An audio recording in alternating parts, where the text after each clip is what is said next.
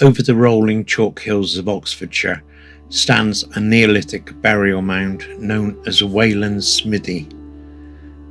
Long before history kept careful records, before ink and parchment, this place already carried a reputation, not merely as a tomb, but as a workshop, a place where iron rang against iron beneath the earth.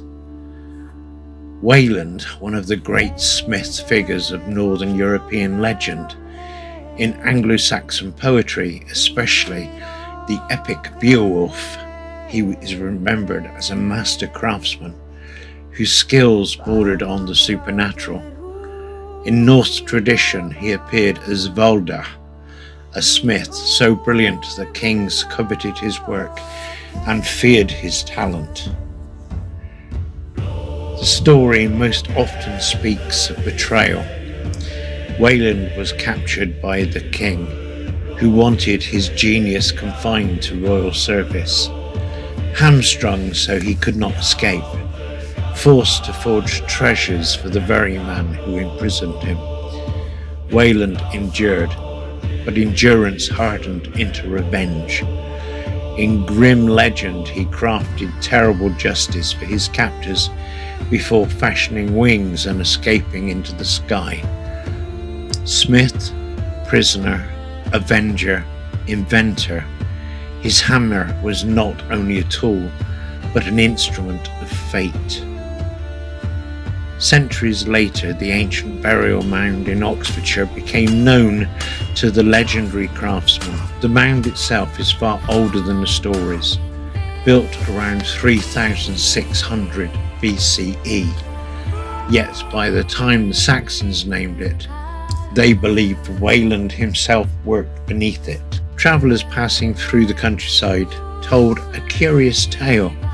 If you left a horse and a silver coin at Wayland's Smithy overnight, the horse would be shod by morning.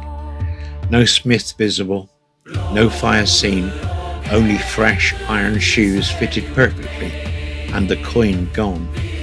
It is said the work was flawless, silent and swift, a supernatural farrier serving those who respected the old custom. The folklore suggests something older than simple superstition, a memory of sacred ground, blending of pagan reverence with later storytelling. The dead resting inside the mound transformed in imagination into a master smith labouring in the hollow hill. And then there was Merlin. In later medieval romance, especially those shaped by Geoffrey of Monmouth and the Arthurian tradition, Merlin emerges as a wizard of wild knowledge, a prophet, shapeshifter, and architect of destiny. Though the earliest sources do not explicitly bind Merlin to Wayland's Smithy, later folklore and Victorian imagination began weaving threads between them. Merlin, like Wayland, stand on the edge between worlds. Both are figures of craft and cunning. One shapes metal, the other shapes kings. Both retreat into hidden places. Both command forces beyond ordinary men. In some retellings, the ancient mound became a place Merlin might have known, perhaps even used. A subliminal space of old Britain, humming with memory, a doorway between the seen and unseen.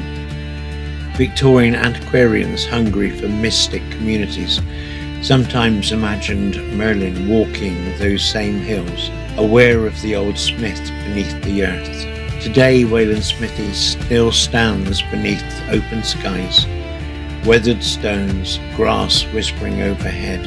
When the last of the walkers leave and the ground once again falls silent, it is said the elven folk emerge and walk the ancient paths.